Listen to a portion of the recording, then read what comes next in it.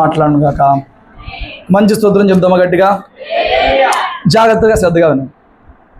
మన అందరికీ తెలిసిన సంఘటన అన్నట్లుగా ఉంటుంది, కానీ ఎప్పుడూ దేవుడు ఒక నూతనమైన మాట మనతో మాట్లాడుతూనే, ఒక విషయాన్ని మనకు నేర్పిస్తూనే ఉండే దేవుడుగా ఉన్నాడు. ఈ ధనవంతుడి గురించి, వాడు వచ్చి అడిగిన దాని గురించి మనందరికీ తెలుసు. వాడు బాగా ఆస్తి ఉన్న ఒక యవ్వనస్తుడు. ఆ యవ్వనస్తుడు దేవుని దగ్గర యేసయ్య వద్దకు వచ్చినప్పుడు యేసయ్యను అడుగుతున్నాడు, నిత్య జీవం పొందుకోవాలంటే నేను ఏమి చేయాలి? నిత్య జీవం పొందుకోవాలంటే నేను ఏం చేయాలి అని చెప్పి అడుగుతున్నాడు.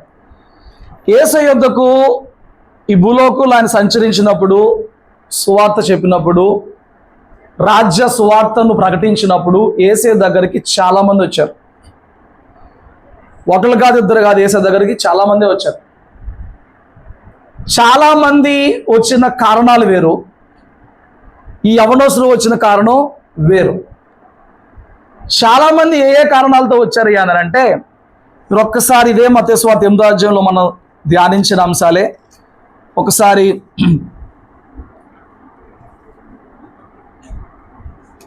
8వ అధ్యాయం చూస్తే చూడండి, ఒకసారి 16వ వచనం 8వ అధ్యాయంలో. సాయంకాలం అయినప్పుడు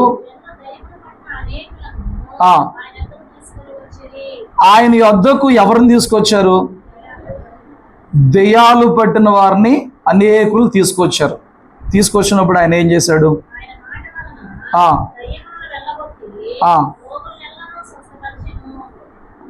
చూడండి, తర్వాత 25వ వచనం కూడా చదవండి. ఆయన యొద్దకు వచ్చి నశించిపోచున్నాము. ఎందుకు వచ్చారంట? నశించిపోతున్నాము కాబట్టి రక్షించమని వచ్చారు. 4వ అధ్యాయం 24వ వచనం ఒకసారి చదవండి.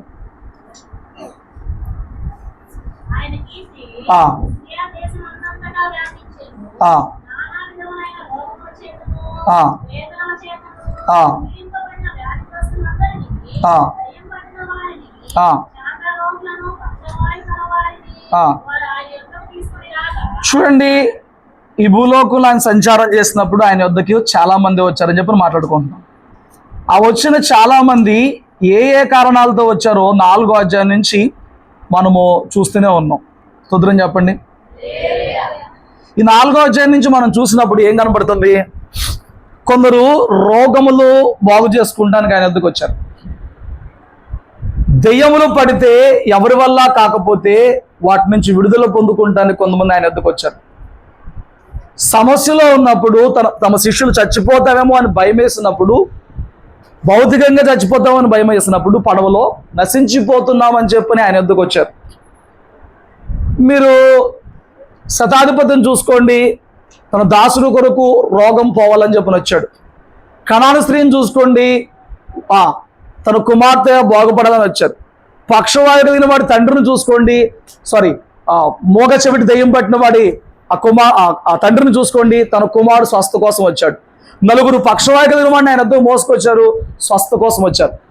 ఆనాడు అనేకులు యేసుని ఎందుకు వెంబడించారు అని అంటే, స్వస్థత కోసమో, అద్భుతం కోసమో, దెయ్యముల నుంచి విడుదల కోసమో, ఉన్న ఆ బాధల నుంచి విముక్తి కోసమో, భౌతికమైన అక్కర్లు తీర్చుకుంటానికి, భౌతికమైన అవసరాలు తీర్చుకుంటానికి, భౌతికమైన బాధలు తీర్చుకుంటానికి మాత్రమే యేసు యొద్దకు వచ్చినట్లుగా చాలామంది లేఖనాల్లో మనకి కనబడుతున్నారు. ఎందుకు వచ్చారంట?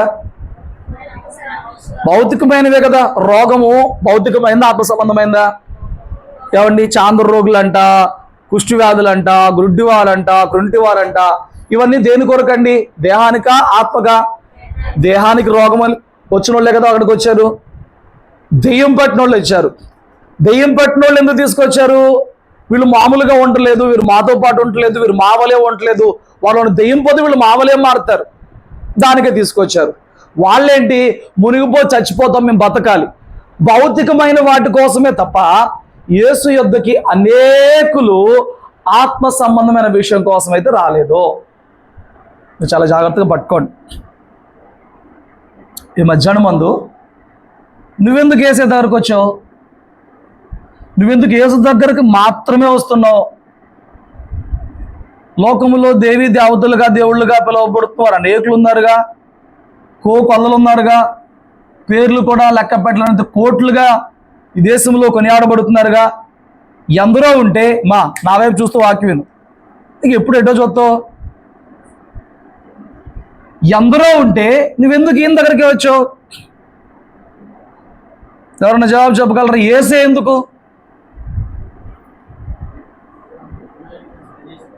సరి చేస్తాడు. యేసే ఎందుకు? రక్షిస్తాడు. ఒకళ్ళే ఆన్సర్ చెప్తే అలాగా వీళ్ళందరూ నోర్లు ఇచ్చాడు దేవుడు. తెలీదు. నిత్య జీవమా? ఇప్పుడు చెప్పాను కాబట్టి చెప్తున్నావులే. యేసే ఎందుకు? ఆశీర్వాదాలు పొందుకుంది. యేసే ఎందుకు? ఇదే ప్రశ్న మొన్న అక్కడ అడిగా. మీరన్నా నోట్లో ఏదో లడ్డు పెట్టుకున్నట్టు మాట్లాడుతున్నారులే కానీ వాళ్ళు చెప్పేస్తున్నారు ప్రేమ కలిగినోడండి, గొప్పోడండి, చచ్చిపోయాడండి మా కోసం. మీరు అయిపోయిందండి ఒక్క ఆన్సరే. యేసే ఎందుకు? టక్ టక్ టక్ చెప్పారండి అసలు ఆన్సర్లు మొన్న అడిగితే అక్కడ విజయవాడలో. యేసే ఎందుకు?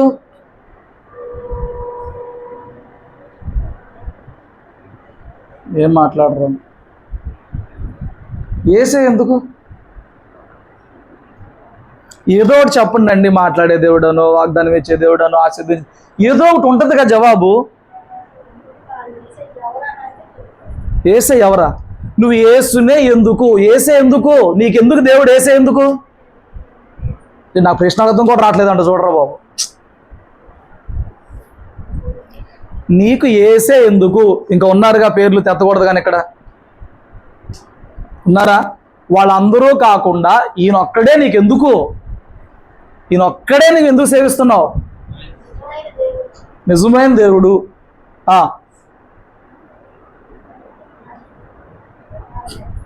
రోగాలు పోతాయి, పాపాలు పోతాయి. ఒకళ్ళే చెప్పండి ఆన్సర్లన్నీ. మిగతా వాళ్ళు మాత్రం ఒకళ్ళు అయిపోయారు.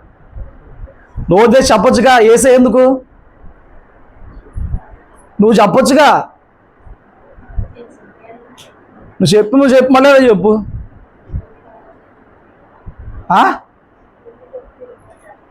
కొత్తది చెప్పు.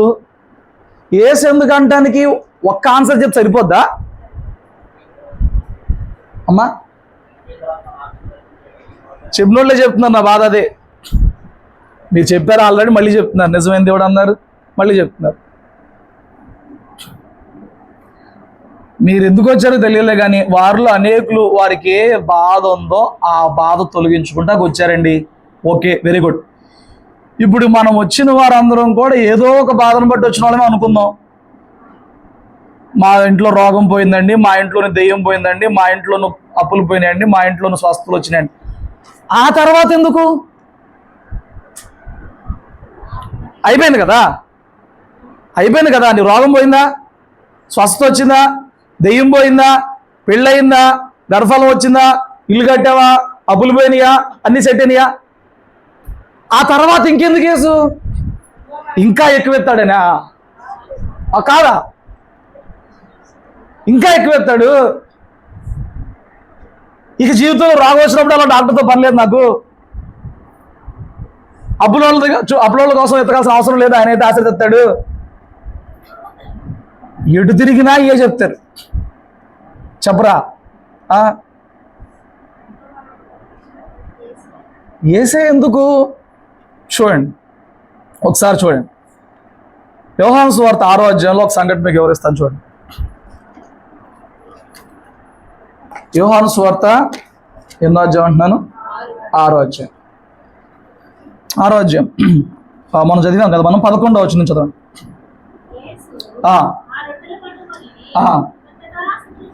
చెల్లించి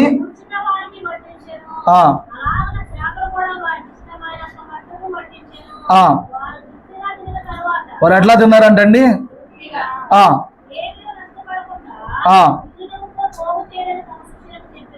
స్తోత్రం చెప్పు. 22 నుంచి కింద చదవండి మళ్ళా.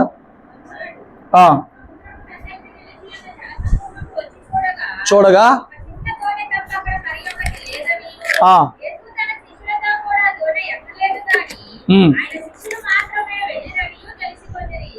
అయితే ప్రభువు కృతజ్ఞతాస్తుతులు చెల్లించినప్పుడు వారు రొట్టె భుజించిన చోటులకు దగ్గరనున్న ఏరియా నుండి వేరే సింహధ్వజులు వచ్చెను. కాబట్టి యేసును ఆయన శిష్యులను అక్కడ లేకపోవడం జనసమూహము చూసినప్పుడు వారు ఆ సింహధ్వజులు ఎక్కి యేసుని వెతుకుతూ కపెర్నహూమునకు వచ్చిరి. సముద్రపు దగ్గరికి ఆయనను కనుగొని నీవెప్పుడు ఇక్కడికి వచ్చితివి అని నువ్వెప్పుడు ఇక్కడికి వచ్చావు అని అడిగారా? యేసు సూచనలను చూచుట వలన కాదు అని రొట్టెలు భుజించి తృప్తి వలననే నన్ను వెతుకుతున్నారని తృప్తి పొందారంట. చదివారా పైన అక్కడ మాట? ఏం పొందుకున్నారంట? ఇప్పుడు ఎందుకు వచ్చారంట? తృప్తిగా ఉంది.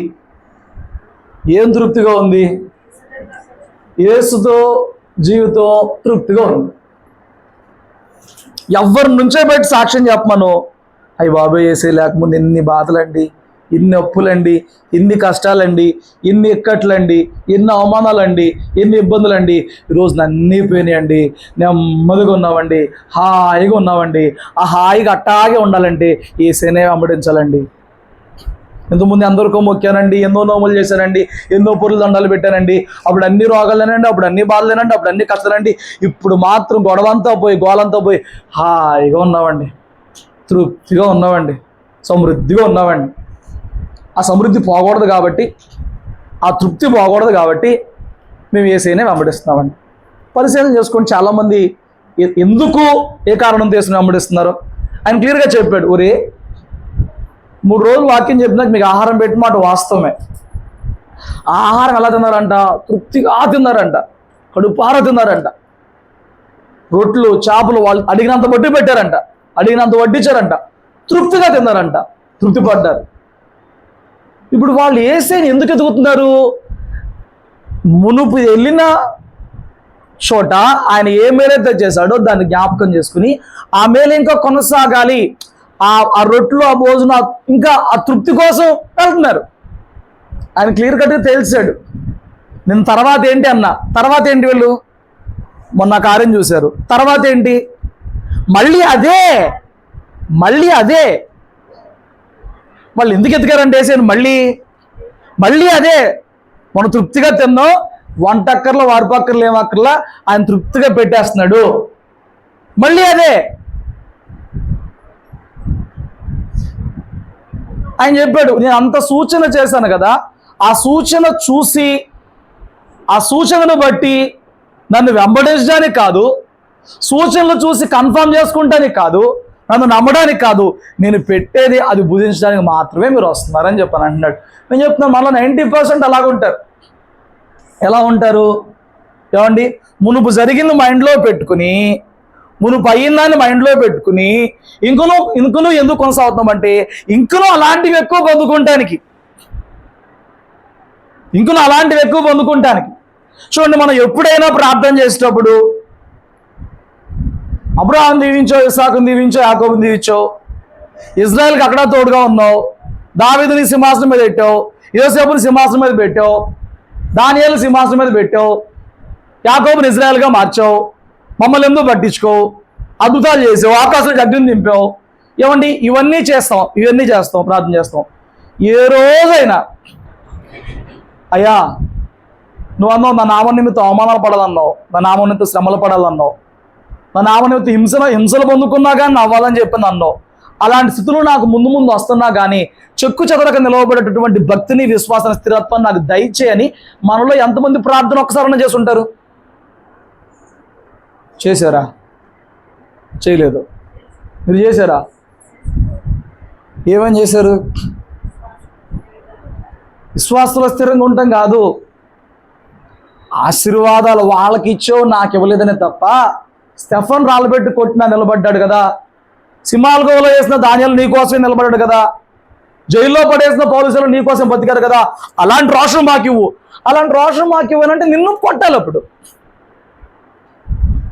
రోషం ఎప్పుడు వచ్చింది? అలాంటి పరిస్థితి ఎదుర్కొన్నప్పుడే కదా. అవునా కదా? నువ్వు దేన్ని పెట్టి ఎక్కువ ప్రార్థన చేస్తున్నావు? గత కాలంలో 40 ఏళ్ళను పోషించావే, మమ్మల్ని పోషించవా? నీకు తెలుస్తుంది కరెక్టే. మరి సింహాలగోలో వెళ్ళినోడు కాపాడాడే. నేను అంటున్నాను, శ్రమ వచ్చినప్పుడు మళ్ళీ అది జ్ఞాపకం చేయడం కాదు, ముందే ఎలాంటి పరిస్థితి అయినా రాని ప్రభువా, నిన్ను విడిచిపెట్టని విశ్వాసం నాకు ఇవ్వు. నీ కొరకు హతసాక్షిగా మారాలన్నా, అగ్నిగుండంలోకి వెళ్ళిన వారి వలె నిన్ను వెంబడించే మనస్తత్వం నాకు ఇవ్వు. ఈ ప్రార్థనలు ఎవరండి చేసేది? ఎంత ఎక్కువ చేస్తున్నావు? ఎంత స్థిరంగా చేస్తున్నావు?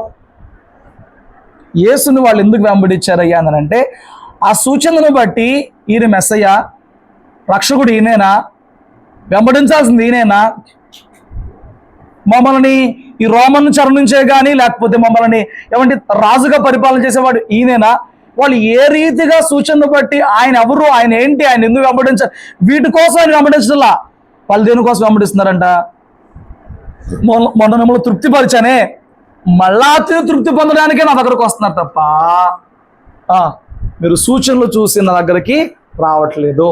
మీరు ఒప్పుకున్నా ఒప్పుకోకపోయినా, మీరు అంగీకరించకపోయినా, వాస్తవం మనలో 90% భక్తిని కొనసాగించడానికి వాస్తవం ఏంటంటే, పితరులు పొందుకున్న దీవెన, మన సేవకులలో మనలలో పితరులు పొందుకున్న దీవెన, బైబిల్లో పితరులు పొందుకున్న దీవెన, మనలలో, మన గృహాల్లో, మన సంఘాల్లో, మన సేవకుల్లో వారు పొందుకున్న దీవెన, ఆ దీవెనలు మరలా మన జీవితాల్లో రిపీట్ అవి, మరలా మనం ఆస్వాదించబడి, మరలా మనం గొప్ప చేయబడి, అది తిరిగి తిరిగి తిరిగి తిరిగి మనలో కొనసాగడానికి తప్ప ఎంతమంది దేవుని ఏమండి రక్షకుడుగా నమ్మి తర్వాత ఏంటని అడుగుతున్నా, నీ జరిగినాయి అన్ని, తర్వాత ఏంటి మళ్ళీ అదే, తర్వాత ఏంటి? ఏమండి పేతురు చేపలు పడుతున్నప్పుడు, పేతురికి ఏమి పడినప్పుడు, బోధంతా అయిపోయినాక నావలో చోటు ఇచ్చినందుకు పేతురికి అన్నాడు, లోతుకు తీసుకెళ్ళి నువ్వు వలయ్యి అన్నాడు. నేను రాత్రంతా ప్రయాసపడ్డాను, నాకేం దొరకలేదు. ఏమండి మరి నువ్వు చెప్పావు కాబట్టి నీ మాట చొప్పున చేస్తాను అని చెప్పి వెళ్ళి వాళ్ళు వేశాడు. విస్తారమైన చేపలు పడ్డాయి. ఆ అద్భుతం చేసిన యేసయ్య మనసు ఏంటి, ఆ అద్భుతం చూసిన పేతురు మనసు ఏంటి, చేసినోడు మనసు ఏంటి, చూసినోడు మనసు ఏంటి? మనకేం కావాలి?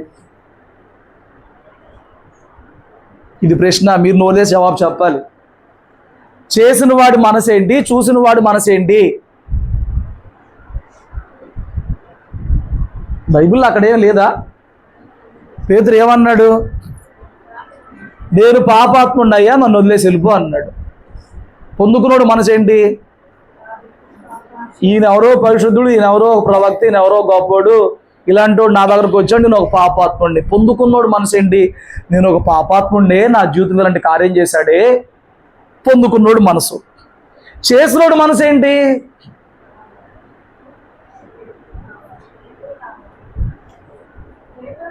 చేసినోడు మనసు ఏంటి? ఈ అద్భుతం చూసావు కదా, నన్ను వెంబడించు, నేను నిన్ను భూమి మీద ఎందుకు బతికించానో, ఎందుకు ఉంచానో అది నేను నీ పట్ల చేస్తాను. చేసినోడు మనసు, నీ పట్ల ఒక అద్భుతం చేశాడే, ఆయన మనసు ఏంటి? ఇది చూసి నమ్మేవు కదా, నన్ను వెంబడించు. ఇది చూసి నమ్మేవు కదా. మన మనసు ఏంటి? ఇంకా ఎక్కువ కావాలి. ఇలాంటి పేతురు జీవితంలో ఏం చేశాడు? ఇంకా పేతురు జీవితంలో జరిగిన అద్భుతం ఒకే ఒకటి. మళ్ళా ఆయన సేవకుడిగా నిలబడే వరకు కూడా తన సెల్ఫ్ జీవితంలో, తన వ్యక్తిగతంగా, తన సొంతంగా అనుభవించిన మేలు కార్యం ఒకటి. అది అనుభవించాడేమని తిన్నాడా? ఒక చేపను తిన్నాడా? ఒక రూపాయను జేబులో వేసుకున్నాడా? ఆ అద్భుతం చేసుకోవడం ఏమైందండి? ఆ అద్భుతం ప్రభువును వెంబడించడానికే. మీకు అర్థమైందా? ఆ అద్భుతం ఎందుకు? ఇప్పుడు జరుగుతున్న స్వస్థతలు, జరుగుతున్న కార్యాలు, జరుగుతున్న మేలులు ఎందుకు? ఏమండి పిచ్చగొర్రెలు కాబట్టే, పిచ్చ జనాలు కాబట్టే సేవకులు ఆ అడ్వర్టైజ్మెంట్ ఇచ్చేటప్పుడు టీవీల్లో బాధల్లో ఉన్నారా, అప్పుల్లో ఉన్నారా, ఉద్యోగాలు లేకున్నారా, వ్యాపారాలు నష్టపోయి ఉన్నారా, జ్యోతిష్యం చెప్తాను, ఏమన్నా వస్తే రండి మాతో కలిసి ఆరాధించండి, మీ సమస్యలు పోతాయి. ఎక్కడున్నాయి అట్లా? కానీ అన్న ఒక వచనం చూపించమని అట్లా. కానీ యేసయ్యేమో నన్ను నమ్మినోడు సిలువ మోసుకుని రావాలని చెప్తున్నాడు. యేసయ్య ఏం చెప్పాడు తెలుసా? తను ఉపేక్షించుకుని సిలువ మోసుకొని రావాలి. తండ్రినైనా తల్లినైనా ఎవరినైనా నాకన్నా ఎక్కువ ప్రేమించొద్దు, తన ప్రాణంతో సహా ద్వేషించుకోవాలి, తన ప్రాణాన్ని కాపాడుకోవాలి, తన ప్రాణాన్ని కోల్పోవాలి. యేసయ్య చెప్పిన బోధ అది. నువ్వే బోధ విన్నావు ఇప్పటి వరకు? అమ్మా విడిచిపెడుతున్నావా? వినండి, యేసు పేతురు దగ్గర చేసిన అద్భుతం, పేతురు యేసు చిత్తాన్ని ఒప్పుకుని ముందుకు నడవడానికి. నీ జీవితంలో ఇప్పుడు దాకా అద్భుతాలు చేశాడంటే రాబోయే రోజుల్లో గొప్పది చేస్తాడనే విశ్వాసం వరకే తప్ప దానికోసమే వెంబడించమని కాదు. ఆయనకు ఒక చిత్తం ఉంది, ఆయనకు ఒక ప్రణాళిక ఉంది, ఆయనకు ఒక పర్పస్ ఉంది. వాళ్ళందరూ ఎందుకు వెంబడించారు ఆయన క్లియర్గా చెప్పేస్తున్నారు. మీరు ఏమీ సూచనలు చూడటానికి, ఇంకా చూసి నమ్ముతానికి, ఇంకా నన్ను పరీక్షిస్తానికి రావట్లేదు, మీరు శుభ్రంగా తృప్తి పొందాక వస్తున్నారు అని చెప్పి కింద ఇంకో మాట చెప్పాడు. నువ్వు ఏసే దగ్గరకు వచ్చి కడుపులు మార్చుకుని, కన్నీళ్లు గాచుకుని, దేవరాత్రులు మొరబెట్టుకుని, వారాలని, ఉపవాసాలని ఈ క్షయమైన ఆహారం కోసం కాదు. నువ్వు చేయాల్సిన వారాలు, వ్రతాలు, ఉపవాసాలు, శనివారాలు, బుధవారాలు, ఓరి నాయన ప్రపంచంలో ఎక్కడా ఉండదు అంత భక్తి చేస్తున్నావు. తీరా ఎందుకు అంత భక్తి చేస్తున్నావు అని అంటే ఆ 4 మెతుకుల కోసమే. ఎందుకు అంత భక్తి? ఎందుకు 7 వారాలు? ఎందుకు 40 రోజులు? ఎందుకు ఉపవాసాలు? ఎందుకు 3 రోజులు ప్రార్థనలు? ఎందుకు 7 వారాలు ప్రార్థనలు? ఎందుకు 5 రోజులు వ్రతాలు? ఎందుకు? ఇవన్నీ చెప్పు. నా కోసం, నా బిడ్డల కోసం, వాళ్ళ ఉద్యోగాల కోసం, వాళ్ళ జాబుల కోసం, వాళ్ళ మేలుల కోసం. అవన్నీ ఏమిటి అంట? క్షయమైపోయాయి. అటన్నిటిని ఏమన్నాడు ఆయన? మాట్లాడండి అమ్మా. మరి దేనికోసం రావాలని చెప్తున్నాడు మందిరానికి? మాట్లాడండి, అక్కడ చదవండి. నిత్య జీవము కలగజేయు. దేని కొరకు కష్టపడాలి? నువ్వు వేసేలో దేనికోసం మందిరంలో పడిగాపులు పడాలి? దేనికోసం ఉపవాసాలు చేయాలి? దేనికోసం వారాలు చేయాలి? 7 వారాలు ముగిసింది, ఏం పొందుకున్నామమ్మా అని అంటే 7 వారాల్లో దేవుడు ఈ రోజు నీ వాక్యం ద్వారా నాతో మాట్లాడిన బలపరచడం అక్కడ చెప్పలేడు. 7 వారాలు చేశాను, మేలు జరిగిపోయింది, అయిపోయింది. మళ్ళీ ఎప్పుడు 7 వారాలు అంటే మళ్ళీ అవసరం వచ్చినప్పుడు. నీకు దేవునిలో అవసరాలు తీర్చుకోవడం, పొందుకోవడం వస్తుంది తప్ప దేవుని చిత్తం ఏంటో, దేవుని మాట ఏంటో, దేవుని మనసు ఏంటో ఎరిగి ముందుకెళ్ళడం రావట్లేదు. దేవునిలో అవసరాలు తీర్చుకోవడం తెలుస్తుంది. దేవునిలో ఏడ్చో, గోలబెట్టో, ఏమండి మారాన్ చేసో, కడుపు మార్చుకునో, ఏదో ఒకటి చేసి బలవంతంగా దేవుని దగ్గర గుంజుకుంటాం తెలుస్తుంది. బలవంతంగా దేవుని దగ్గర లాక్కుంటాం తెలుస్తుంది. ఏమండి నా దగ్గర చాక్లెట్ ఉంది, దాని పుళ్ళు ఆల్రెడీ పుచ్చిపోయింది. ఇప్పుడు ఆల్రెడీ వచ్చి గిల్ల కింద పట్టేసి కొట్టేసుకుని అడుగుతుంది. నేనేం చేస్తాను? ఏమాత్రం మనసు ఉండైనా ఈ ఆడవని అని చెప్పి చాక్లెట్ ఇచ్చేస్తాను. ఆల్రెడీ పుళ్ళు పుచ్చిపోయినాయని తెలుసు, ఇంతే ఇంకా పుళ్ళు పుచ్చిపోతాయి అని కూడా తెలుసు. ఏమి చూసేస్తా? దేవుడు మనకిచ్చే చాలా కూడా మనం మారాన్యేస్తున్నామని, ఓ ఏడిచేస్తున్నామని, ఓ గోల్ చేసేస్తున్నామని, ఓ డొల్లేస్తున్నామని, ఓ పొట్టలు మార్చుకుంటున్నామని తప్ప ఆయన చిత్తంలో కావు. తెలుసా మీకు? ఎందుకు ఇస్తాడు? మాట్లాడరండి మీరు. మత్తయి సువార్త అంతా మామూలుగా ఉండదని ఫస్ట్లో చెప్పా. కొత్త నిబంధన అంతా మామూలుగా ఉండదు. దేహానికి ఎటువంటి ఆనందాలు కలగో, సౌఖ్యాలు కలగో, సుఖాలు కలగో, ఇదంతా తిరగేస్తూ ఉండదు ముందే చెప్పా. మరి అట్లా అవుతే ఏం చేయలేము. అట్టంటే మరి అంతేనా? వాక్యం చెప్తున్నా నేను. ఎందుకు రావాలన్నాడు ఆయన దగ్గరికి? అక్షయమైన ఆహారం కోసం కష్టపడండి అన్నాడు. అక్షయమైంది ఇది ఏం చేసిద్ది? ఈ క్షయమైన ఆహారం తీసుకుంటే బతుకుతాక నువ్వు క్షయమైపోతావు. ఆహారం అంటే వదిలేస్తే పాడైపోద్ది, ఇది వదిలేస్తే పాడైపోద్ది, ఆత్మ పాడవుతావు.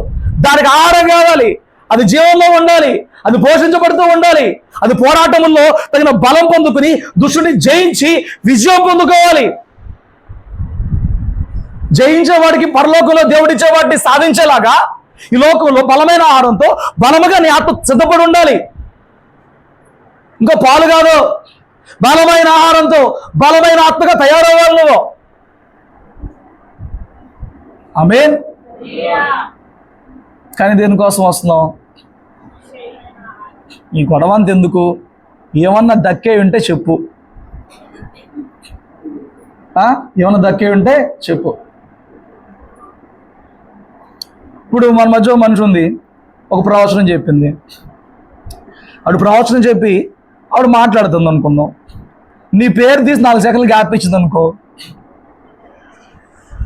నా కుమారుడా సురేష్ అని గ్యాప్ ఇచ్చింది అనుకో 4 నిమిషాలు. నువ్వు ఏం ఎక్స్పెక్ట్ చేస్తావు? ఏం వాగ్దానమా? ఏమి మేలా ఆ 4 నిమిషాలు గ్యాప్ తర్వాత నువ్వు నాకు లోపట్లే సరిగా లోబడి అంటే మాట్లాడిన దేవుడే కాదు అసలు. నేను లోపడపోవడం మందిరానికి వస్తున్నాను, బుధవారాలు వస్తున్నాను, శనివారంలో మొత్తం లోపడతావా? ఆయన వాక్యం పొందుకుని ఆయన స్వరూపంలోకి మాటలు లోపడతావా? దేవుని మందిరానికి మొత్తం లోపడతామా? వచ్చిన నీవు ఆయన ఆహారాన్ని పొందుకున్న తర్వాత దాన్ని నీవు నీ జీవితంలోకి అనుభవించుకోవడం లోపడతావా? ఏది లోపడ్డం? చూడండి, వాళ్ళకి ఆ రోజు వచ్చినప్పుడు ఏం జరిగిందంటే మొదటిసారి వచ్చినప్పుడు వాక్యం మామూలుగా అర్థమయ్యేలా చెప్పాడు, అయిపోయింది. రెండోసారి వచ్చినప్పుడు వాళ్ళకు లోతుగా కఠినమైన మాటలు చెప్పి ఏమండి వాళ్ళతో అంటున్నాడు, ఆ అక్షయమైన ఆహారం ఇచ్చేవాడిని నేనే, నన్ను వెంబడిస్తే దానికోసం వెంబడించండి అన్నారు. వీళ్ళు ఆ సూచక్రియ చూసి అంటున్నారు, అది మాకు సాలదే కానీ పరలోకంలోంచి ఏమైనా తీసుకొస్తావా? కిందకి మందాన్ని గురిపెత్తావా? ఇంకేమన్నా గురిపెత్తావా? వాళ్ళు వెంబడించేది భౌతికమైన వాటి కొరకే. ఆయన చెప్పాడు, రేపు పిచ్చోళ్ళారా, పరలోకంలో నుంచి మన్నా తిన్నా వాళ్ళు చచ్చిపోయారు, వాళ్ళు పాపం చేశారు, వాళ్ళు లోబడలేకపోతే చచ్చిపోయారు. అలా కాదు, నేను నిజమైన ఆహారం నా శరీరాన్ని మీకు ఇవ్వబోతున్నాను. పరలోకం నుంచి దిగొచ్చినోడు నేనే, ఇంకేం గురిపించక్కర్లా. మోసేలాగా మన్నాను గురిపించాల్సిన అవసరం లేదు నాకు ఆకాశం నుంచి. ఆ పరలోకం నుంచి వచ్చినోడు నేనే, నిజమైన ఆహారం నేనే అమ్మా, జీవాహారం నేనే, నిజమైన ప్రాణం నేనే, నిజమైన ఆ రొట్టె నేనే. నన్ను తినండి, మీరు ఎప్పటికీ చచ్చిపోరు. అంచెతను మనం అందరూ లేపుతాను అని అసలైన ఏమండి ఆయన చిత్తము ఆయన సత్యము రొట్టెలు తిన్న వాళ్ళకి అసలైన రొట్టె ఏంటో చూపించి నా దేహం అసలైన రొట్టె అని అప్పుడు చెప్పాడండి. మీరు అక్కడ రాయబడిన మాటలు చదవండి. 60 వచనం.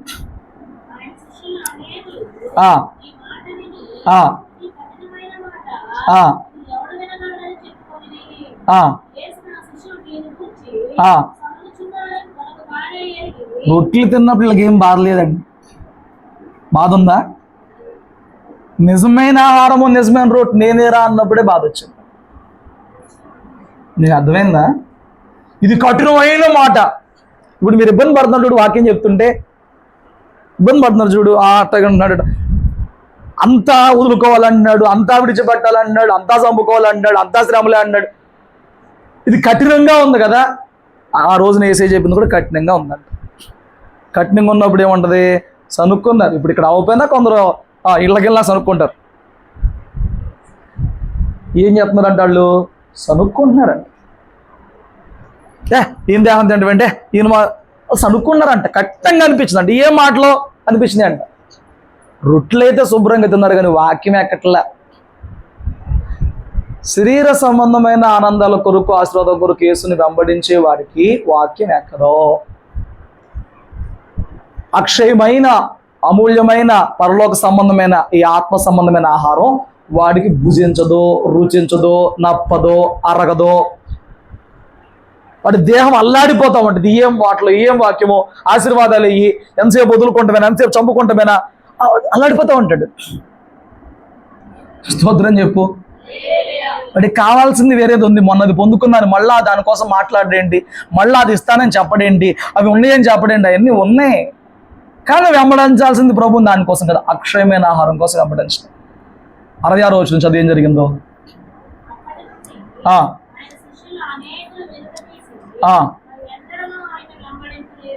అప్పటి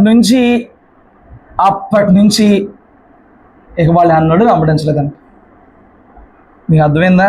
రొట్టెలు తిన్నారు. రొట్టెలు తినకముందు ఆయన దగ్గర కూర్చుని భౌతికమైన వాక్యాలు చాలా విన్నారు. మర్మయుక్తమైన మాటలు, అర్థమయ్యి కాని మాటలు చాలా విన్నారు. వాక్యం అర్థం అవనంత వరకు బాగానే ఉంది. అర్థమైనాక నీకు దండం, నీకు నమస్కారం, ఇంకెప్పుడు యేసు దగ్గర రాలేదంట. మీకు అర్థమైందా? రొట్టెలు తిని రొట్టెల కోసం వెంబడించినప్పుడే పరుగులు ఎత్తారు. ఆయన పిలిచాడా? ఆయన రమ్మన్నాడా? ఆయన ఎక్కడున్నాడు? ధోని ఎక్కడుంది? పరుగు పరుగున వెంబడించారు.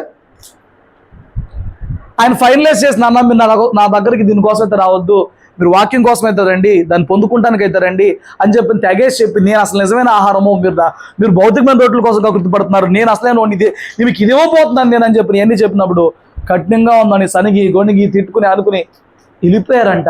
ఇంకెప్పుడు రాలేదంట. స్తోత్రం చెప్పు. నువ్వు గనక కేవలం వాక్యం మీదే మనసు పెట్టుకుని టార్గెట్ పెట్టుకుని వస్తే, దేవుని దగ్గరకు వచ్చినప్పుడు కేవలం వాక్యం కొరకు వస్తే, అయితే దేవునిలో రోషం కలిగిన ఒక గొప్ప క్రైస్తవుడిగా మారుతావు, లేదా ప్రభుని వదిలేస్తావు.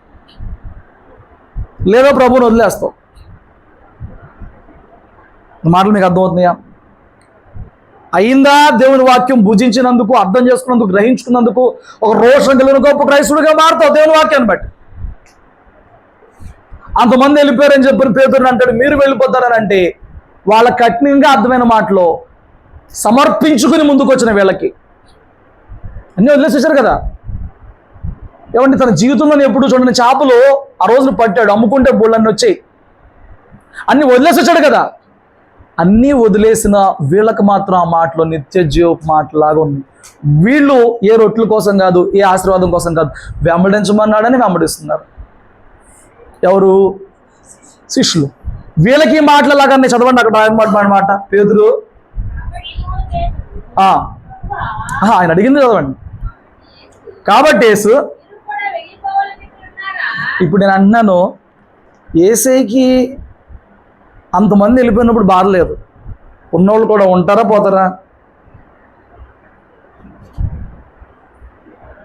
ఏమండి? సత్యం చెప్పినప్పుడు తీసుకోలేకపోతే, వాస్తవం చెప్పినప్పుడు తీసుకోలేకపోతే, ఆత్మ సంబంధమైన భక్తి చేయడానికి రాకపోతే పో, యేసయ్య పోమన్నాడు. ఇప్పుడు వీళ్ళు అన్నారు, మీరెందుకు అన్నారు? మీరేమైనా వెళ్ళిపోవాలనుకుంటే ఇప్పుడే వెళ్ళిపోండి, ఇప్పుడే ఛాన్స్ ఇస్తున్నా. వెళ్ళిపోవాలనుకుంటే ఇప్పుడే వెళ్ళిపోండి. ఏమండి? సత్యం కోసం కాకపోతే, అక్షయమైన ఆహారం కోసం కాకపోతే, నిత్య జీవం కోసం కాకపోతే ఇంకా దాన్ని వెంబడించాల్సిన అవసరం మీకు లేదా? పోటే. వీళ్ళకి కూడా చెప్పాడు అన్నమాట. అప్పుడు ఆయన అంటాడు, పేతురు, అయ్యా ఎవరి దారికి వెళ్ళమంటావు? ఈ పేతురికి వేసే ఎందుకు? నీకేసేందుకు? ఎవరి దగ్గరికి వెళ్ళవయ్యా? నువ్వు ఎక్కడికి వెళ్తే నిత్య జీవ మాటలు చెప్తారు?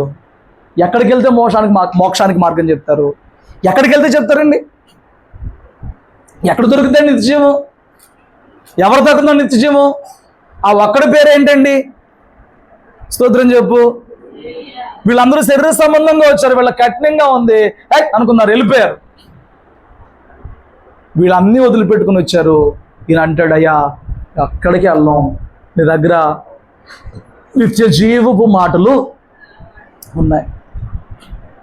దేవుడు తన సత్యం నీకు బోధించి నాకు లోబడగలవా?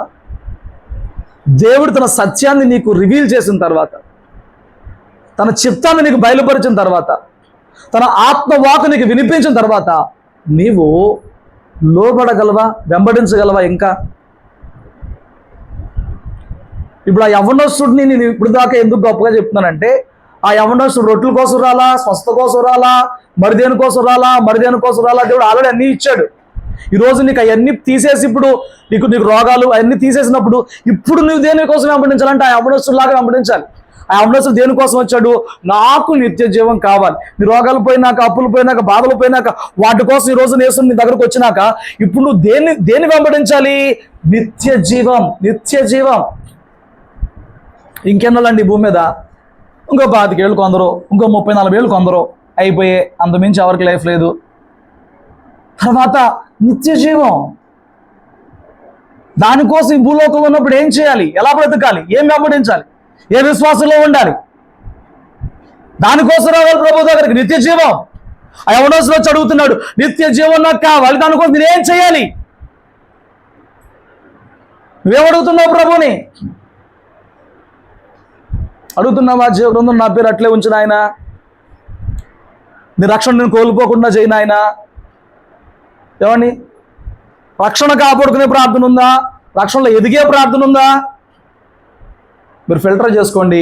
90% భౌతికమన్నీ అయిపోయినాక చివరిలో ఎక్కడో 10 మాటలు అట్ట చెప్తాం.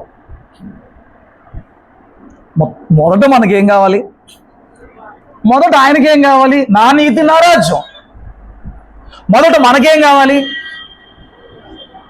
నా ఇల్లు, నా వాకిలి, నా ఒళ్ళు, నా అవసరాలు. మొదట ఆయనకేం కావాలి?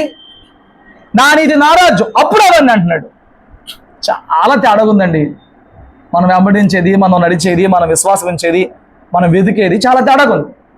మొదట నీకేం కావాలి, మొదట ఆయనకేం కావాలి? మీరు ఒప్పుకుంటారా? మొదట మనం ఏం కోరుకుంటున్నాం?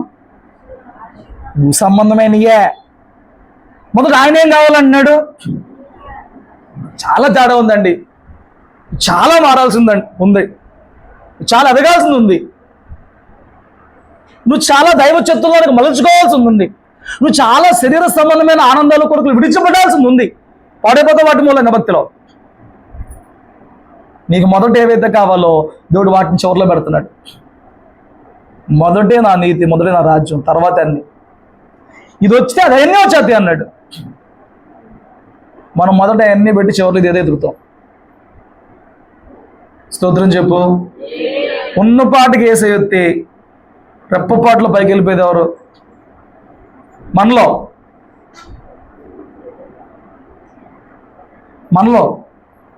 నువ్వా ఎవరు చేయదు? నువ్వు ఎత్తుతావా అంటున్నా? యేసయ్య మన మధ్యాకాశంలోకి వచ్చి మనం పిలిస్తే ఆయన్ని చేరుకునేటటువంటి స్థితిలో ఇప్పుడు సిద్ధపడిపోయి భక్తిలో పరిశుద్ధిలో ఉన్నాను అన్న వాళ్ళు ఎవరన్నా నేను. మరి ఎందుకు వెంబడిస్తున్నావు యేసయ్యని?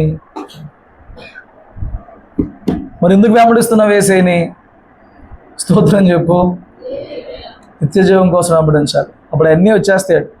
మనం ఆట మీద పెట్టుకుంటున్నాం, అయ్యి రాట్లా, నిత్యజీవం రాట్లా, ఆత్మల ఆనందం రాట్లా, అయ్యి రాట్లా, నువ్వు వేటిని ఎదుగుతున్నావు, అయ్యి దొరకట్లా. ఎందుకంటే దేవుడు వెతకాల్సిన మార్గం ముందే చెప్పాడు. మీరు క్షయమైన వాటి కోసం రాకర్లా, ఇచ్చేద్దా. మీరు అక్షయమైందే వెతకాలి, పరసంబంధమైందే వెతకాలి, నీతిని రాజ్యాన్ని వెతకాలి.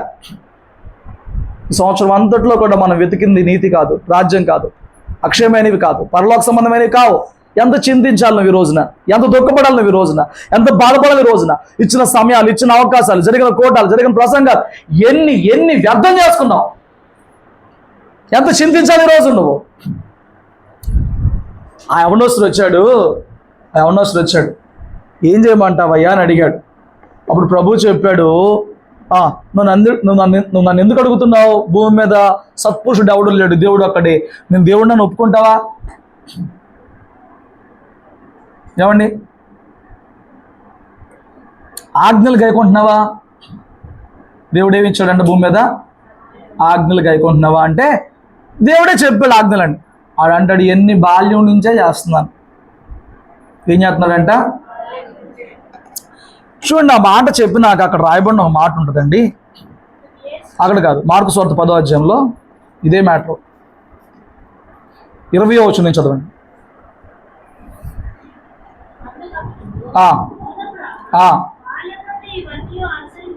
బాల్యం నుంచే నేను అన్ని చేస్తున్నాను.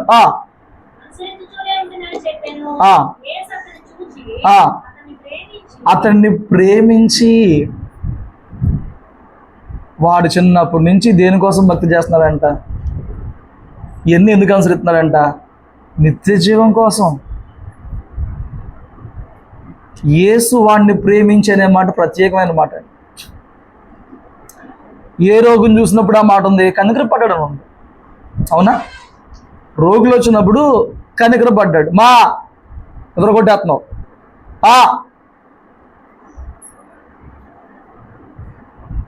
కనికర పడ్డాడని ఉంది ఆయన దగ్గరకు వచ్చిన వాళ్ళ మీద. మీరు చాలా సందర్భాలు చూడండి, వారి మీద జాలి పడ్డాడని ఉంది, కృప చూపడని ఉంది. ఎవరిని చూడంగానే మాట్లాడంగానే ప్రేమించనే మాట రాయబడిందంటే ఇడు ఒక్కడే. ఎందుకు? వాడు నిత్య జీవం కొరకైన ప్రయాసతో కూడిన భక్తి చేస్తున్నాడు. వారిని దేవుడు ఎక్కువ ప్రేమిస్తాడు. వాడు ఏ ప్రయాస కోసం భక్తి చేస్తున్నాడు? భక్తిలో ప్రయాస దేని సంపాదించుకుంటానికి? నిత్య జీవమైన ప్రయాస చేస్తున్నాడు. ప్రేమించాడు దేవుడు. ఎవరిని ప్రేమిస్తాడు? రొట్టెల కోసం వచ్చేవాడినా, భౌతికమైన వాటి కోసం వచ్చేవాడినా? అందరం పాపులమే కాబట్టి పాపులంగా మనం రక్షించబడాలని అందరినీ సమానంగా ప్రేమిస్తున్నాడు. నేను ఆ ప్రేమ గురించి మాట్లాడట్లా. అంటే ప్రభు నన్ను ప్రేమించలేదా, ప్రభు అందరిని ప్రేమిస్తున్నాడుగా, ఆ ప్రేమ అందరికీ దక్కింది, అది కాదు. ఆ యవనస్తుడు తపన, భక్తి తీవ్రత బాల్యం నుంచి కూడా ఆ ఆజ్ఞల్లో నిలబెట్టుకోవాలనే తీవ్రతను చూసి వాడిని ప్రేమించాడు. బట్ స్టిల్ నువ్వు పరిపూర్ణుడు అవ్వాలంటే అన్నాడు. వాడు భక్తి చేశాడు కానీ వాడు ఇంకా పరిపూర్ణుడు అవ్వాల. ఈరోజు నువ్వు ప్రభు దగ్గరకు వచ్చినప్పుడు అది తెలుసుకుంటాకి రావాలి. అయ్యా నీ దగ్గరకు వస్తున్నాను కదా, నీ దగ్గర భక్తి చేస్తున్నాను కదా, నేను ఇంకేం చేయాలి, నేను ఇంకేమి నేర్చుకోవాలి, నేను కంప్లీట్ పర్సన్ అవ్వాలంటే, నేను సంపూర్ణుడు అవ్వాలంటే, పరిపూర్ణుడుగా అవ్వాలి. వాడు ఏం కోరాడంటే పరిపూర్ణుడు అవ్వాలని కోరాడంట. మనం కోరొచ్చేది భౌతికమైన వాటిని, అక్షరమైన కోరుకోవట్లా. ఇంకా పరిపూర్ణత ఎప్పుడు కోరే స్థాయిలో వస్తావు? పరిపూర్ణత, భక్తిలో పర్ఫెక్షన్, ఆత్మీయతలో పర్ఫెక్షన్, పరిపూర్ణత ఎప్పుడు కోరుకుంటావు? విన్నారా? నువ్వే దాన్ని ఎప్పుడు కోరుకుంటావు? వాడు కోరుకున్నాడు పరిపూర్ణతను కోరుకుంటే. ఇవన్నీ చేస్తున్నానికి ఇంకా ఏమన్నా కొదువు ఉందా? ఎప్పుడు దేవుని వద్దకు వచ్చినప్పుడు అది ఎత్తుక్కోవాలండి. అయ్యా నీ సన్నిధిని కోల్పోకుండా, నువ్వు నాకు దూరం అవ్వకుండా, నువ్వు ఇచ్చిన రక్షణను పాడు చేసుకోకుండా నాలో ఏదన్నా ఉంటే నాకు బోధించు. నేను సంతోషపరచకుండా చేస్తున్నది నాలో ఏమన్నా ఉంటే, నేను చేస్తున్న క్రియలలో నాకు ఏమన్నా కొదువై ఉంటే, ఏమండి ఏం చేయాలంట? కొదువై ఉంటే ప్రకటన గ్రంథంలో సంఘాలతో మాట్లాడుతూ ఒక సంఘంతో అంటాడు, చూడండి, కొదువుగా ఉన్న వాటిన బలహీనమైన వాటిని బలపరచమని చెప్తాడు.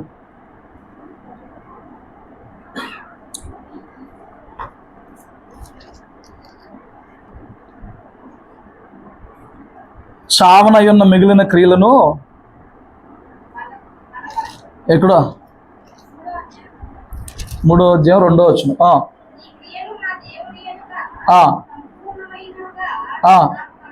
కనబడట్లేదు. ఎలా కనపడుతుంది? నీ క్రియలు కొన్ని ఉన్నాయి, ఆ కొన్నే భక్తిని మురిసిపోతున్నావు. ఆ మందిరానికి ఆదివారం మొత్తం కానుకేస్తాం, శనివారం ఉపవాసం ఉంటాం, బలవంతు ఉపవాసం ఉంటాం, ఇదే భక్తి అనుకుంటున్నావు, ఇవే క్రియలు అనుకుంటున్నావు. తెల్ల చీరలు కట్టుకుంటాం, బొట్టు గాజు తీసేస్తాం, ఏమండి పాస్టర్ గారు వస్తే విధేయత చూపిస్తాం, మందిరంలో మాత్రం భక్తి నటిస్తాం, ఇవే క్రియలు అనుకుంటున్నావు. అవి దేవుడు సంపూర్ణంగా ఎందుకు అనిపిస్తాయి? నువ్వు అనుకున్నది దేవుడు స్టాంప్ వేసేస్తాడా? నువ్వు అనుకున్నది కాదు, ఆయన చెప్పేది ఆయన ఫైనలైజ్ చేసేది అవ్వాలి కదా. ఎగ్జామ్ రాసావా? రాసావు.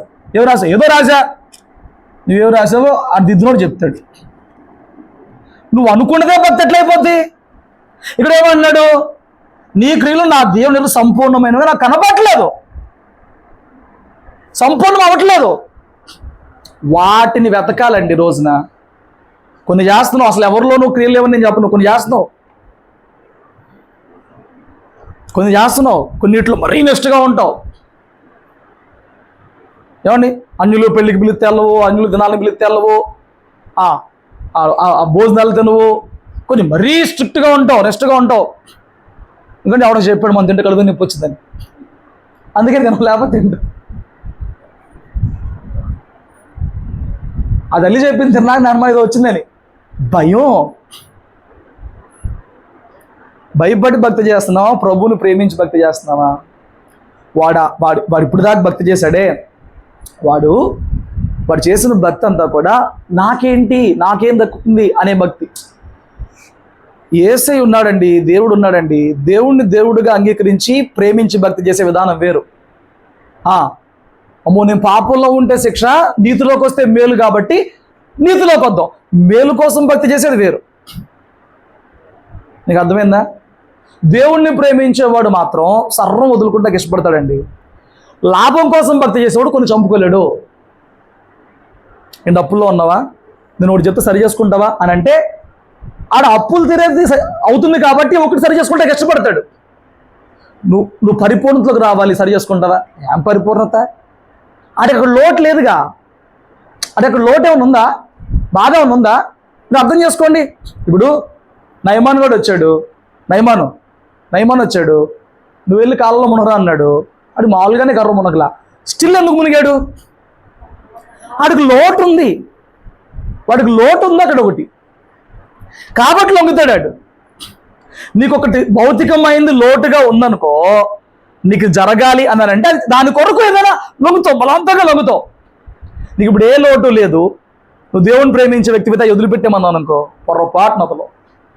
ఎందుకంటే నీ భక్తి అంతా కూడా సాధించుకోవడానికి, సంపాదించుకోవడానికి, ఇది చేస్తే మేలు దక్కిద్దంట, అది చేస్తే ఆశీర్వాదం వచ్చిందంట అనే తప్ప దేవుణ్ణి ప్రేమించడం ఆయన ఆజ్ఞలు గైకొంటాడు. నేను ఆ దేవుణ్ణి ప్రేమిస్తున్నాను, ఏం దక్కిద్దో తర్వాత చూసుకుందాం, నేను ఆ దేవుణ్ణి ప్రేమిస్తున్నాను కాబట్టి ఇది పాటించాలి. కానీ మిగతా వాళ్ళ టార్గెట్ ఏంటి? ఇది చేస్తే ఇలా అయిద్దంట, 3 రోజులు ఉపవాసం ఉంటే ఇది పోయిద్దంట, ఏమండి నేను గట్టి కానికితో నాకు 1000 రెట్లు తిరిగి వచ్చిద్దంట. ఇదంతా ప్రతిఫలం పొందుకునేది. నువ్వే భక్తి చేస్తున్నావు? ప్రభువుని ప్రేమించే భక్తా? చేయకపోతే కీడు వచ్చింది, చేస్తే మేలు వచ్చిందనే భయంతో కూడిన భక్తా? ప్రభువుని ప్రేమించేవాడు పరిపూర్ణత కోరుకుంటాడు. ఆయన దగ్గర ఉన్న వాటిని ప్రేమించేవాడు ఏం చేస్తే ఏం దక్కిందో చెప్పు చాలంటాడు. ఇదిగో తప్పు చేసావు అనుకో, రోగం వచ్చి మంచాన పడిపోతావు అంటే దాని భయంతో సరి చేసుకుంటాడు. ఇదిగో వాళ్ళు ఇలా చేసినందుకు, వాళ్ళు రాత్రి అంతా 2 గంటలు మోకాళ్ళు స్టార్ట్ చేసినందుకు దేవుడు వారికి ఇది ఇచ్చాడంటే దానికోసం భక్తి చేస్తాడు, ప్రభు కోసం కాదు. నీకు అర్థమైంది ఇక్కడ విషయం? ప్రభువుని ప్రేమించి భక్తి చేయడం వేరు, ప్రభువు ఇచ్చే వాటి కోసం భక్తి చేయడం వేరు. ప్రభువుని ప్రేమించి భక్తి చేసేవాడు క్రియలు కొద్దుగా ఉంచుకుంటాకి ఇష్టపడ్డు. ప్రభువుని ప్రేమిస్తాను కాబట్టి నా ప్రభువుకి ఏదైనా ఇష్టం లేకుండా ఉందా, నాలో నా ప్రభువుకి ఏదైనా కోపంగా ఉందా, నా దగ్గర నా ప్రభువుకి ఏదైనా అసహ్యంగా ఉందా, నా ప్రభు బాధపడతాడా, దుఃఖపడతాడా? మనం ప్రేమించే వారికి దుఃఖం కలిగే మనం ఉంచుకుంటాకి ఇష్టపడతావా? నువ్వు ప్రేమించే భార్యకి, నువ్వు ప్రేమించే భర్తకి ఏదైనా ఇష్టం లేదనుకో, వాటిని అలా కొనసాగిస్తావా? ప్రేమించేవాడు కొనసాగించడు. ప్రభువుని ప్రేమిస్తున్నప్పుడు ఆయనకి ఇష్టం లేదంటే వదిలేసుకుంటావండి. ప్రభు దగ్గరనే ప్రేమించినప్పుడు కొన్ని వదులుకుంటాం, మన వల్ల కాదండి. ఇక్కడ మాట్లాడుతున్నాడు, నీ క్రియలు నేను ఎరుగుదును, అవి నా దేవుని ఎదుట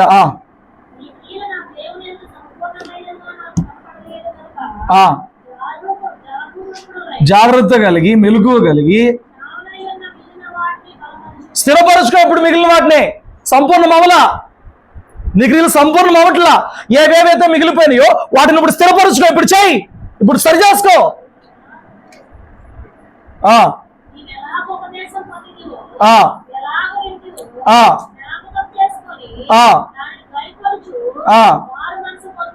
ఎలాగ వింటున్నావు ఉపదేశం? నువ్వు ఎలాగ ఉపదేశం వింటున్నావు? ఏ ఉపదేశం వింటున్నావు? ఆశీర్వాదాల ఉపదేశం వింటున్నావు? పరలోక ఉపదేశం వింటున్నావా? పాపం ఎంత దిగాలుగా చెప్తుందో, మాకు ఆశీర్వాదాలు లేవు. ఎందుకు లేవు? రక్షణలోకి ఆశీర్వాదం కాదా? యేసులో మాత్రమే దక్కే ఆశీర్వాదాలు అని చెప్పి 7 చెప్పాం మొన్న ఉపవాసాల్లో, యూట్యూబ్లో పెట్టి మళ్ళీ చెప్పను మీకు. అది చూడండి, యేసులో మాత్రమే దక్కే భాగ్యాలు 7 ఉన్నాయి. అవి ఎక్కడా తక్కువ, ఏ దేవుడి దగ్గర తక్కువ, ఎవరి దగ్గర తక్కువ. 7 విషయాలు చెప్పా, చూసుకోండి, యూట్యూబ్లో ఉంటుంది తర్వాత. ఏమండి ఎంత దిగాలుగా చెప్తున్నారు, మాకు ఆశీర్వాదం లేదని. ఎన్ని ఉన్నాయో నీకు తెలియని ఆశీర్వాదాలు నీలో. స్తోత్రం చెప్ప. నువ్వు ఏ ఉపదేశం వింటున్నావో దాని ప్రకారమైన మారు మనసు ఉంది. 14 కదా. ఇప్పుడు యేసేవాడిని ప్రేమించాడు, యేసేవాడిని ప్రేమించాడు. ఇప్పుడు నువ్వు పరిపూర్ణం అవ్వాలంటే ఉపదేశం. ఇప్పుడు ఉపదేశం ఏం చెప్తున్నాడు యేసయ్య? ఒరే నువ్వు అన్నీ చేసావు, నీ పొరుగుని ప్రేమించమన్నా ప్రేమించాలన్నావు, అయితే ఇల్లు అమ్మేసి మొత్తం మెదలకి ఇచ్చేసిరా అన్నాడు. పొరుగుని ప్రేమించినప్పుడు ఏం చేయాలి? ధర్మశాస్త్రం 2 ఆజ్ఞలు. 1 నీ పూర్ణ హృదయంతో దేవుని ప్రేమించు, 2 నీ పొరుగుని ప్రేమించు. 1 దేవునితో మనం ఎలాగుంటున్నాం, 2 పొరుగుడితో ఎట్లా ఉంటున్నాం. మొత్తం బైబిల్ ఇదే, మొత్తం బైబిల్ ఇదే. మీరు ఖాళీ ఉంటే ఆత్మఫలం సిరీస్ అంటే పొరుగుడితో ఎట్లా ఉండాలో మొత్తం క్లియర్గా ఉంటుంది అందులో. వాళ్ళు ఇక్కడ రిపీట్ చేయలేను, నేను చెప్పింది చెప్పలేను నావల్గా. స్తోత్రం చెప్పు. పొరుగుడితో ఎలా ఉండాలో మొత్తం అక్కడ ఉంది. ఆత్మఫలం అనే ఆ 9 గుణాలలో పొరుగుడితో మనం ఎలా ప్రవర్తించాలో మొత్తం క్లియర్గా దేవుడు మనకు బైబిల్లో చెప్పాడు. అయితే ఇప్పుడు వాడు ఆ మాట విన్నప్పుడు మార్కు సువార్త చూడండి ఏం జరిగిందో. అవి కాదు, అన్నీ అమ్మేసేసి వచ్చాను వెంబడించమంటే.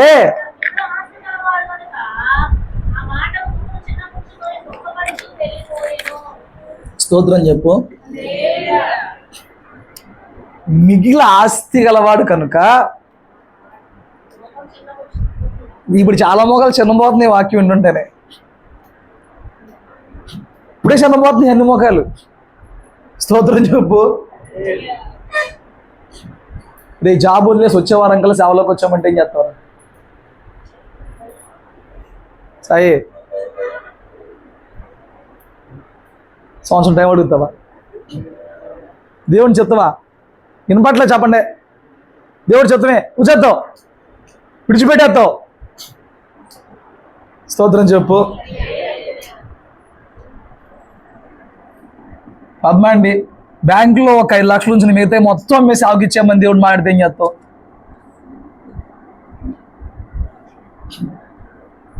నా అవుతుంది కాదు. ఇప్పుడు ఆ బాధ ఏంటి? ధనవంతుడు బాధ ఏంటి? అన్నీ చేశాడు. తల్లిదండ్రులకి అవిధేయత చూపించేవాడు కాదు, ఎదవేం కాదాడు. పెద్దలను గౌరవించడం కాదాడు. విశ్రాంతిని నిర్లక్ష్యం చేసినోడేం కాదాడు. దొంగతనం, వ్యభిచారము ఇలాంటి పాపాలకి వేటికి వాడు ఎక్కడా చోటువలా. ఏవి గొప్పవో వాటి అన్నిటి విషయంలో చాలా పర్ఫెక్ట్గా స్ట్రిక్ట్గా బాగా మెయింటైన్ చేసుకొచ్చాడు. ఇప్పుడు ఏ దేవుడికి మొక్కినవాడు కాదాడు. ఏది ఇతరుల దగ్గర ఆశపడ్డాడు కాదు. ఆడికి ఆ కర్మే లేదు అసలు. ధనవంతుడాడు, అన్నీ చేయగలిగాడు. నువ్వు పరిపూర్ణుడు అవ్వాలంటే 10కి 9 కొట్టావు, 10 మార్కులు కావాలంటే ఆ 1 పడాలి. ఆ 1 కష్టం. అదేదో నీ ఇష్టం, అదేదో నీ ఆనందం, అదేదో నీ కోరిక, అదేదో నీ ప్రేమ. ప్రభు దాన్నే వదిలేమంటాడు. ఏది నీకు సౌఖ్యం ఇచ్చిందో, ఏది నీకు సుఖం ఇచ్చిందో, ఏది నీకు నెమ్మదిని ఇచ్చిందో దాన్నే వదిలేమంటాడు. ఏమండి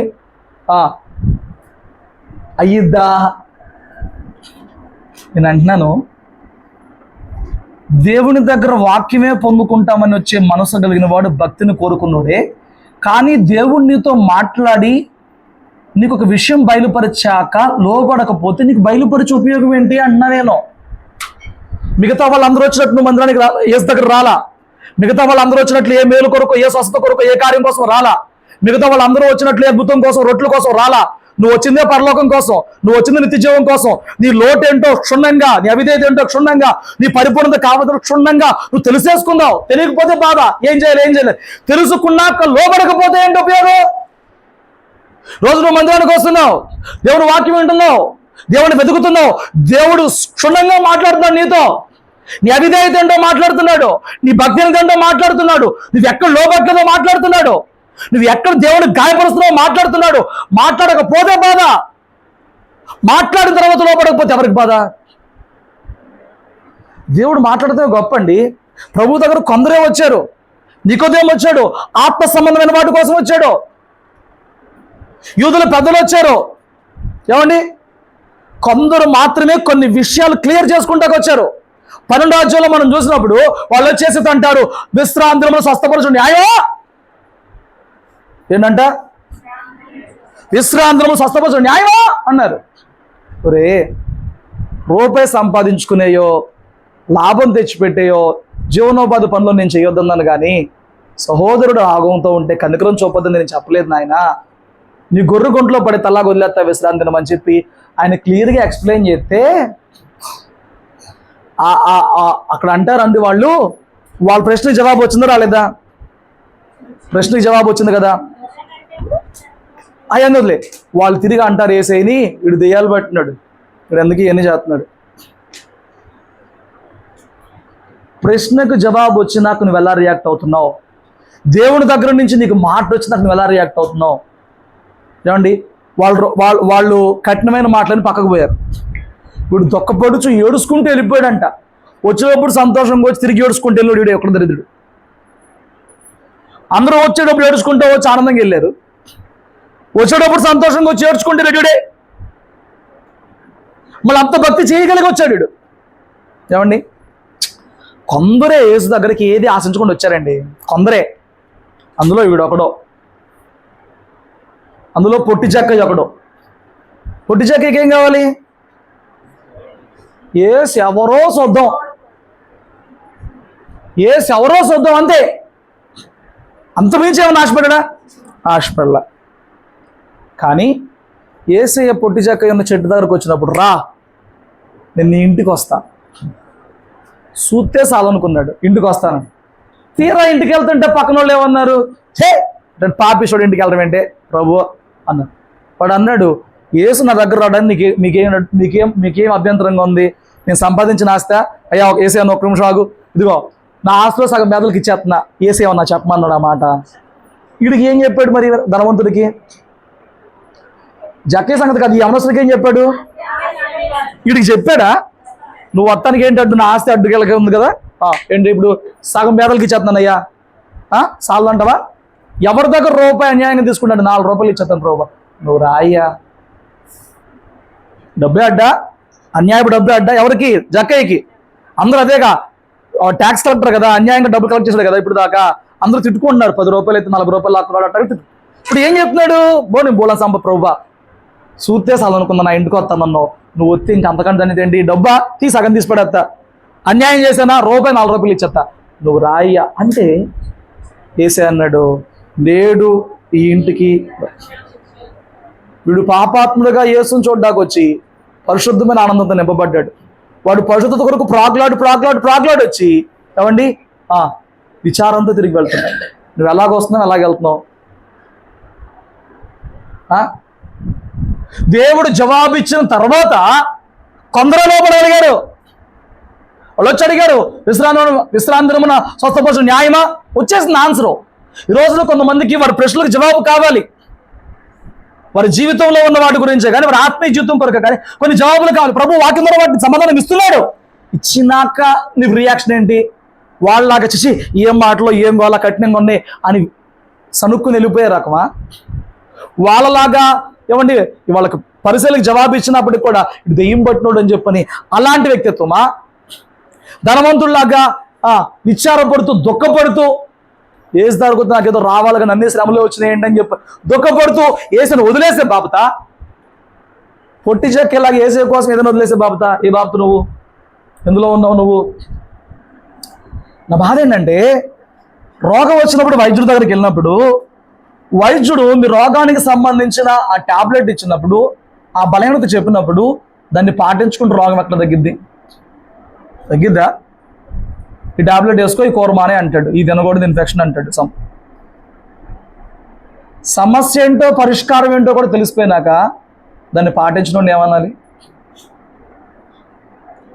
నీ ఆత్మీయ జీవితం బలహీనత ఏంటో, నీ ఆత్మీయ జీవితంలో లోటేంటో ప్రభువు సమస్య ఎక్కడో పరిష్కారం ఎక్కడో చెప్పినా కూడా నువ్వు లోబట్లేదనంటే నేను ఏమనాలి? ఏమండి మాట్లాడలేదు ఎవరు?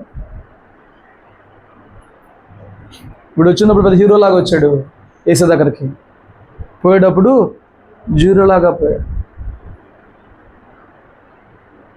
ధనాన్ని ప్రేమిస్తున్నావేమో ప్రభు చెప్తున్నాడు. ధనవంతుడు, ధనమును కోరేవాడు, ధనమును అపేక్షించేవాడు, ధనం మీద మనసు పెట్టుకునేవాడు ఒంటె సూది బెజ్జలను దురిద్దేమో కానీ ధనాన్ని ప్రేమించేవాడు పరలోక రాజ్యానికి పొరపాటున ధనం కోసం ఏసేనైతే ఏసేని వదిలే, ఏసయ్యే కావాలంటే ధనాసుదిలే. ఎటువైపు ఉంటావు? యేసు నిత్య జీవం కోసం మాత్రమే అమ్మడించు. ఆయన నీకు ఇచ్చేయన్ని పొందుకో, మనం అడగకుండానే ఆశీర్వాదాలు అవి పొందుకో. వాటి మీద మనసు ఉంచుకు ఉండదు. నువ్వు యేసునే నమ్మించినప్పుడు ఎన్నో వస్తాయి, వాటి మీద మనం మనసు పెట్టం. మనకు కావాల్సింది వేసే. యేసు దగ్గరున్న వాటినే నువ్వు వెతుకుతున్నావా? నీకు వాక్యం ఎక్కదు, వాక్యం నప్పదు, వాక్యానికి లోబడవు. ఎటుంటావో తెలుసుకో. ఏమండి, ఎంత దుర్మార్గుడైనా, అప్పుడు దాకా భక్తి లేనుడైనా, అప్పుడు దాకా జనాలను ఎంతో దుఃఖపెట్టినోడైనా జక్కయ్య చిటుకులో మార్పు నుండి, చిటుకులో వదిలేసి రక్షణ ఆనందం చేత నింపబడ్డాడు. ఇటు బాల్యం నుంచి తిప్పలు పడి ఫైనల్గా పరిపూర్ణత పొందే అవకాశం వచ్చిన రోజున వదిలేసి నిలిపాడు. ఏం చేస్తావు? ఏం చేస్తావు? జీవితం అంతా తిప్పలు పడి తీరా ధనవంతుడి పక్కన చోటెత్తుకుంటావా? ఇప్పుడు ఏమైంది? ఇప్పుడు బతికేమైంది? ఇప్పుడు పరిస్థితి ఏంటి? పరిపూర్ణుడు అయ్యాడా? పరలోకం వచ్చిద్దా? మరి చేసిన భక్తి అంతా ఎక్కడ ఏమైపోయినట్టు? బాల్యం నుంచి చేసిన భక్తి అంతా అమ్మా, చేసిన భక్తి అంతా ఏమైపోతుంది? పన్నీరా, బుడిదలో చేసిందంట పన్నీరు. మరి నీ భక్తి అంతా ఏమైపోతుంది? నువ్వు పరిపూర్ణత సాధించకపోతే, నువ్వు పరిపూర్ణత కోరుకోకపోతే, భక్తిలో కంప్లీట్నెస్ని కోరుకోకపోతే నువ్వు చేస్తున్న భక్తి అంతా ఏమైపోద్ది? ఇక్కడ చెల్లుబాటు అయ్యిద్ది, అక్కడ అవదో. ఇక్కడ నెట్టుకొస్తావు, అక్కడ నెట్టుకు రాలేవు, పరలోకంలో చేరలేవు. ఏమన్నాడు? ఆ దినమున అనేకులను చూసి ప్రభువా ప్రభువా అని పేరు ఎన్నో చేయలేదు. రే ఈ డిస్కషన్ అంతా ఆపేంటారా, మీరు నా చిత్తం చొప్పున చేయలే. దెయ్యాలు వల్లగొట్టాడు పరలోకలే ఉండడు, అద్భుతాలు చేసాడు పరలోకలే ఉండడు, వాక్యాలు చెప్పి స్టేజ్ మీద గంతులేసాడేం పరలోకంలో ఉండడు. క్లియర్ కట్గా ప్రభు చెప్పాడు, నా తండ్రి చిత్తము చొప్పున చేసినోడు ఉంటాడు. ఇక్కడ కనబడినంత మాత్రాన పరలోకలు అటెండెన్స్ ఏం పడదు. ఆయన చిత్తము చేస్తేనే, ఆయన చిత్తం చేస్తేనే. చదవండి, ఆ మాట దొరికిందా? 6 7? ప్రభువా, ప్రభువా అని ఆ, నన్ను పిలిచి ప్రతివాడును పరలోక రాజ్యంలో ప్రవేశింపడు గాని అందరూ మనం ప్రభువాని పిలుస్తున్నాం. పరలోకమందు ఆ, నా తండ్రి చిత్త ప్రకారం చేయువాడే ప్రవేశించును. ఇప్పుడు నీకు పరలోక రాజ్యం ప్రవేశం కావాలంటే ఏంటంట, తండ్రి కరుణాశీలం.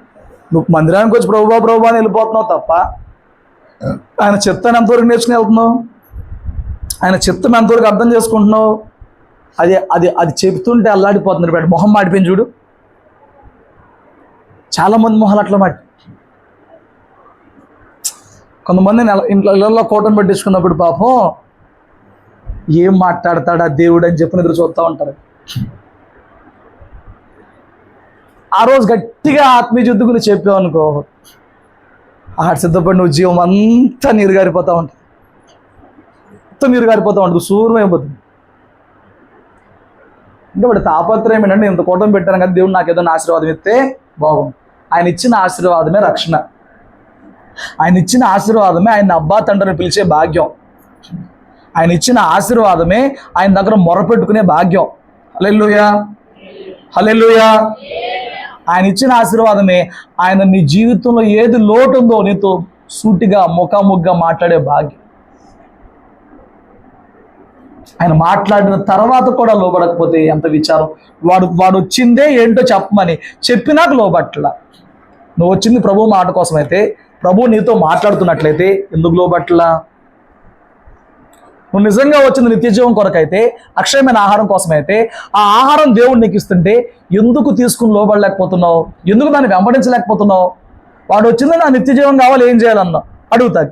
ఏం చేయాలో చెప్పినాక లోబట్ల. నువ్వు నిజంగా ప్రభు నిత్యజీవం కోసం వెంబడిస్తున్నట్లయితే, నువ్వు నిజంగా పరలోకం కొరకైనా భక్తి చేస్తున్నట్లయితే, నువ్వు నిజంగా రాకుండా ఎత్తపడాల్సిన భక్తి కొరకైనా తాపత్రయపడుతున్నట్లయితే, దేవుడు నీకు రోజు చెప్తున్నది కఠినంగా అనుకో, రోషంగా ఎంచుకుంటావు. హల్లెలూయా, హల్లెలూయా. ఎట్టి భక్తి చేస్తున్నావో పరిశీలన చేసుకో ఒకసారి. మనమైతే పరిపూర్ణతను కోరదాం. దేవుడు ఏది చెబుతాడో, ఏది నీ జీవితంలో ఉందో దాన్ని సరి చేసుకుని ప్రభువుని సంతోషపరుద్దాం. ప్రభు వల్ల తిరిగి మరలా ఆ సంతోషాన్ని మన జీవితాల్లో ఆత్మలో పొందుకుందాం. అటు కృప అట్టి భాగ్యం దేవుడి మధ్యాహ్నం మనందరికీ దయచేయను గాక. ప్రార్థన చేసుకుందాం. తల్ల వంచండి.